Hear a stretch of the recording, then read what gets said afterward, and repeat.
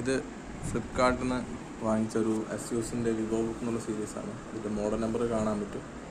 ഇത് സ്പെക്ക് ഇതിൽ കൊടുത്തിരിക്കുന്നത് കാണുന്നുണ്ട്. ഓക്കെ, അപ്പോൾ ഇതിൽ വരുന്നത് പ്രോസസ്സർ ഇൻ്റൽ i3 ആണ്. i3 12th Gen വരുന്നതാണ് ഇതിൻ്റെ മോഡൽ. അതിൻ്റെ മോഡൽ നമ്പർ ഇവിടെ കൊടുത്തിട്ടുണ്ട്, കാണാൻ പറ്റും.